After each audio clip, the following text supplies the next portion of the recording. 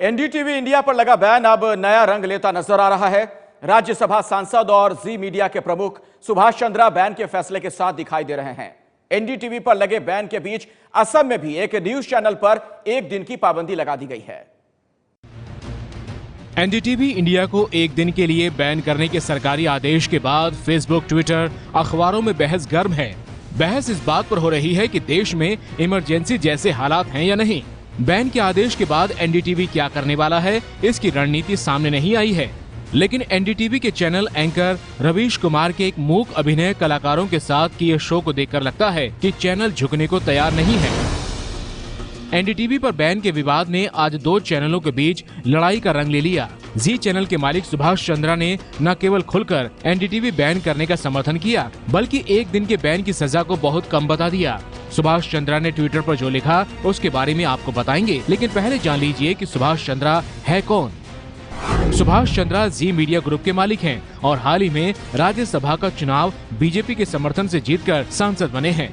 BJP के करीबी सुभाष चंद्रा ने सरकार के बैन के फैसले का जबरदस्त समर्थन करते लिखा, देश की सुरक्षा में दो मत नहीं हो सकते। सरकार द्वारा एनडीटीवी इंडिया पर एक दिवसीय प्रतिबंध को मैं बिल्कुल सही मानता हूं। एनडीटीवी पर एक दिवसीय प्रतिबंध नाइंसाफी है। ये सजा बहुत कम है।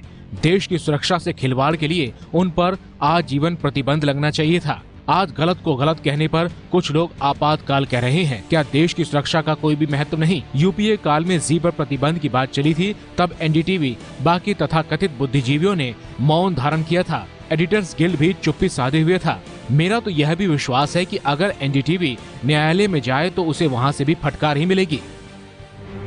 सुभाष चंद्रा ने जो दलील रखी है वही दलील सरकार भी दे रही है। सरकार भी बैन के फैसले को पलटने को तैयार नहीं है। They have done it during emergency, and this action of asking a TV to take off one day is in the interest of the country's safety and security. The emergency that was imposed was not in the interest of the country, was in the interest of one individual who was unseated from the prime ministership by the Allahabad High Court, by a judicial process. मामला एक channel पर सरकारी ban का है, इसलिए राजनीति भी भरपूर हो रही है। दिल्ली के सीएम अरविंद केजरीवाल, मायावती और कांग्रेस समेत कई पार्टियों ने बैन को लेकर सरकार पर निशाना साधा है। एनडीटीवी 9 नवंबर को एक दिन के लिए बैन किया गया है। पत्रकारों में भी इसको लेकर काफी गुस्सा है। पत्रकारों के तमाम संगठनों ने चैनल बैन के खिलाफ आवाज बुलंद की है, लेकिन सरकार झुकी नहीं है। सवाल ये है कि बैन के आदेश पर चैनल चुप रहेगा या कोर्ट में चुनौती देगा।